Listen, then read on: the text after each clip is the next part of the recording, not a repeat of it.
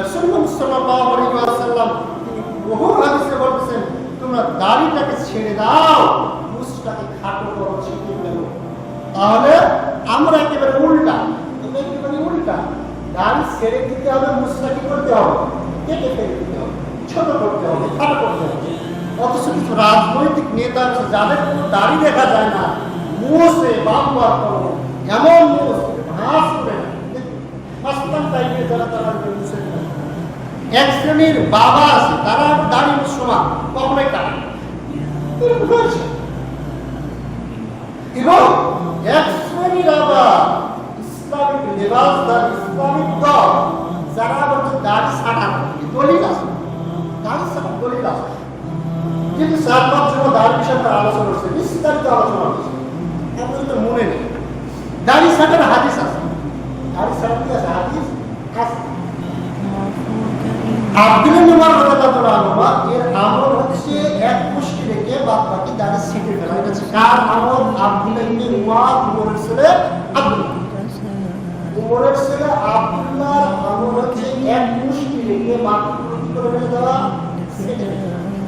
আর রাসূল মুহাম্মদ সাল্লাল্লাহু আলাইহি ওয়াসাল্লামের আমল হচ্ছে দাড়ি ছেড়ে দেওয়া, জীবনে কোনোদিন দাড়ি ছেড়ে।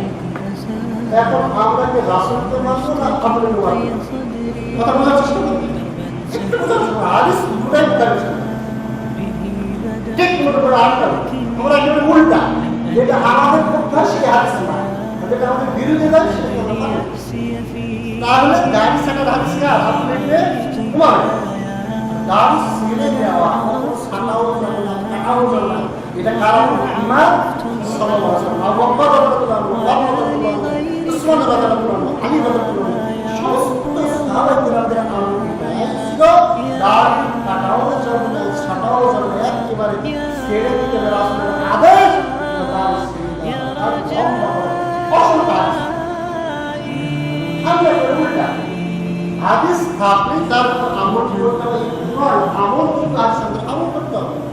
যেমন আরেক উদাহরণ, আমরা যেটা ব্যবহার করতে সেগুলো হাদিস। রাসূলুল্লাহ সাল্লাল্লাহু আলাইহি ওয়াসাল্লাম 2টি পুরাতন কবরের পাশ দিয়ে যাচ্ছে।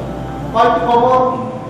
পাশাপাশি 2টা কবর। এর পাশ দিয়ে রাসূল সাল্লাল্লাহু আলাইহি ওয়াসাল্লাম যাচ্ছে, যার সঙ্গে রাসূলুল্লাহ সাল্লাল্লাহু আলাইহি ওয়াসাল্লামকে ওহীর মাধ্যমে জানানো হলো এই 2 কবরে শাস্তি দেওয়া হচ্ছে। তবে বড় পাপের কারণে শাস্তি দেওয়া হচ্ছে না, ছোট পাপের কারণে শাস্তি দেওয়া হচ্ছে। সেটা হচ্ছে এক কবরে শাস্তি দেওয়া হচ্ছে ইনসাফ গীবত করতে। কি করতে? গীবত। মানে নিজেকে নিয়ে ভাবতে না, পরের চিন্তা করতে, পরকে নিয়ে ভাবতে। এত বড় ব্যক্তি। 2টি আরেক শ্রেণীর ব্যক্তি রয়েছে যিনি সর্বদা পেশাব পায়খানা যখন করতেন, পেশাব যখন করতেন, অসতর্কতা পেশাব করছেন, পেশাবের ছিটা লেগে গেছে, সতর্কতার সহিত পেশাব করতেন। 2টা পাপের কারণে তাদের কবরে শাস্তি দেওয়া হয়। রাসূলুল্লাহ সাল্লাল্লাহু আলাইহি ওয়াসাল্লাম একটা খেজুরের ডাল নিয়ে, সে ডাল খেজুর, এবং সেটাকে হাতিয়ে 2 টুকরা করে, এক টুকরা এই কবরে দিলেন, আরেক টুকরা এই কবরে দিলেন। সম্ভবত আমি আশা রাখি এই কাঁচা ডাল শোকানো পর্যন্ত আল্লাহ রাব্বুল আলামিন তার কবরের শাস্তি মাফ করবেন। আমরা কিন্তু দেখেন হাদিস রয়েছে, কবরে ডাল ডাল কি রয়েছে? হাদিস রয়েছে। এর উপরে আমরা আমল করতে পারবো? আমরা আমল করি, আমরা কবরের উপরে ডাল ফুটি, এটাই হচ্ছে কবরের ডাল ফুটার হাদিস। খেজুরের ডাল ফুটার এটাই হাদিস। রাসূল মুহাম্মদ সাল্লাল্লাহু আলাইহি ওয়াসাল্লাম 2 কবরে দিয়েছেন, পুরাতন কবরে। আমরা পুরাতন কবরে দিই না, নতুন কবরে? নতুন কবরে। 2 নম্বর রাসূল মুহাম্মদ সাল্লাল্লাহু আলাইহি ওয়াসাল্লামকে জানানো হয়েছে তাদের কবরে হচ্ছে শাস্তি হতে, যে শাস্তি মাফের জন্য রাসূল মুহাম্মদ সাল্লাল্লাহু আলাইহি ওয়াসাল্লাম কবরে ডাল দিচ্ছেন।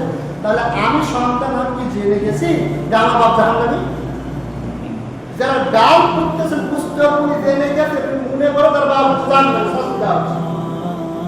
তাহলে আপনি যদি এটা যদি বিশ্বাস করেন যে আমার বাপ জাহান্নামী, আমার বাপের কবরে শাস্তি দেওয়া হচ্ছে, তাহলে ডাল করতে কোনো সমস্যা নেই। এটা কি রাসূল ব্যতীত পৃথিবীর আর কোনো মানুষ জানতে পারবে? ওহী কি রয়েছে? ইয়াউমা আকমালতু লাকুম দীনাকুম ওয়া আতমামতু আলাইকুম নি'মাতি। ওহী আল্লাহর পক্ষ থেকে নিয়ামত রয়েছে, যেটা আল্লাহ রাব্বুল পূর্ণ করেছেন, বন্ধ করে দিয়েছেন। কিয়ামত পর্যন্ত ওহী থাকবে। এখন এই হাদিসের মানুষ আমল করে উল্টা ঠিক অনুরূপভাবে দাড়ি ছাটার হাদিস হচ্ছে আব্দুল্লাহ ইবনে উমরের এক শ্রেণীর ইসলামিক দলের লোক দেখবেন তার প্রত্যেক ইসলাম লেবাস পরেছে, তার প্রত্যেক এই দাড়ি ছাটা, তার ওই হাদিসের উপরে আমল করে। মুআবিয়া রাদিয়াল্লাহু আনহু ঈদের দিনে মিম্বর নিয়ে আসলেন, আবু সাইদ রাদিয়াল্লাহু আনহু বললেন রাসূলুল্লাহ সাল্লাল্লাহু আলাইহি ওয়াসাল্লাম জামানায় খুতবা দিতে মিম্বর নিয়ে আসতেন, রাসূলুল্লাহ আমি মানি না। ইয়াবু চলেন আবু সাইদ রাসূল মুআবিয়া রাদিয়াল্লাহু আনহু খলিফা, এখন বলেন মিম্বর নিয়ে আসা কি জায়েজ? ঠিক অনুরূপভাবে মুআবিয়া রাদিয়াল্লাহু আনহু খলিফা অবস্থায় ঈদের পূর্বে খুতবা দিতেন, নিষেধ করবেন। ঈদের সাথে পূর্বে মুআবিয়া রাদিয়াল্লাহু আনহু আবু সাইদ রাদিয়াল্লাহু আনহু বলেন যে রাসূলুল্লাহ সাল্লাল্লাহু আলাইহি ওয়াসাল্লামের জামানায় ছিল না, সেটা কোনো আদর্শ হতে পারে না, এইগুলো যদি চলে যেতে থাকেন তাহলে মুআবিয়া রাদিয়াল্লাহু আনহু বললেন খুতবা করে মানুষ পাওয়া হয়, খুতবা করে কি মানুষ পাওয়া যায় না, যার কারণে ঈদের পূর্বে খুতবা দিতে তারপরে মানুষ শ্রবণ করে। এটা ছিল মুআবিয়ার উদ্দেশ্য খারাপ না ভালো? ভালো উদ্দেশ্য। তারপর তিনি বিরোধিতা করেছেন, মানেননি। এখন আপনি হাদিস রয়েছে, আমল রয়েছে, আমরা কি এই আমল করতে পারবো? ঠিক অনুরূপভাবে দাড়ি ছাটার হাদিস রয়েছে, এই হাদিস রাসূলের নয়, মুআবিয়ার আমল যে আপনি আমরা মানি না, ঈদের সালাতের পূর্বে যে খুতবা দিই না, ঠিক অনুরূপভাবে আব্দুল্লাহ ইবনে উমর রাদিয়াল্লাহু আনহু হাদিস আমরা কখনোই গ্রহণ করব না, সেটা তার ব্যক্তিগত আমল ছিল। সাহাবায়ে কেরামের ব্যক্তিগত আমল আমরা কখনোই গ্রহণ করব না ততক্ষণ পর্যন্ত রাসূলুল্লাহ সাল্লাল্লাহু আলাইহি ওয়াসাল্লাম যতক্ষণ পর্যন্ত হাদিস রয়েছে, রাসূলুল্লাহ সাল্লাল্লাহু আলাইহি ওয়াসাল্লাম যতক্ষণ আমল রয়েছে, রাসূলুল্লাহ সাল্লাল্লাহু আলাইহি ওয়াসাল্লাম হাদিস আমল যতক্ষণ পর্যন্ত থাকবো ততক্ষণ পর্যন্ত সাহাবী কেন এমনকি নবী রাসূলের আমল ঈসা আলাইহিস সালাম এদের আমল কিন্তু মানা যাবে না। সাহাবায়ে কেরামকে কখনোই মানবো যখন রাসূলুল্লাহ সাল্লাল্লাহু আলাইহি ওয়াসাল্লামের আমল নিয়ে জনস্বার্থে সাহাবায়ে কেরাম সেই আমলটা প্রতিষ্ঠিত করেছে, এই আমরা আমল মানবো। এই ক্ষেত্রে রাসূলুল্লাহ সাল্লাল্লাহু আলাইহি ওয়াসাল্লাম বলেছেন সুন্নতি ওয়া সুন্নাতুল খুলাফায়ে রাশিদিন মাহদিন, আমার সুন্নাতকে আঁকড়ে ধরো। আগে রাসূলের সুন্নাত দেখবেন সেটাকে আঁকড়ে ধরো। যদি রাসূলের সুন্নাত যদি না পাওয়া যায় তাহলে হেদায়েত প্রাপ্ত যে চারজন খলিফা আছে এদের সুন্নাতকে আঁকড়ে ধরো। যদি তোমরা এই কাজ করো রাসূল বলেছেন তোমরা জীবনে কোনো পথভ্রষ্ট হবে না, কোনো পথভ্রষ্ট। সুতরাং দাড়ি কখনো আমরা ছাড়বো না, কোনো মুহূর্তে কোনো কায়দাতে হাদিস থেকে দাড়ি ছাড়া কখনো বৈধ হতে পারে। সুতরাং এগুলো আমাদের বর্জন করতে হবে। দাড়ি বিষয়ে দীর্ঘ আলোচনা রয়েছে, সময় যদি কখনো পাই আরো দীর্ঘ আলোচনা করবো।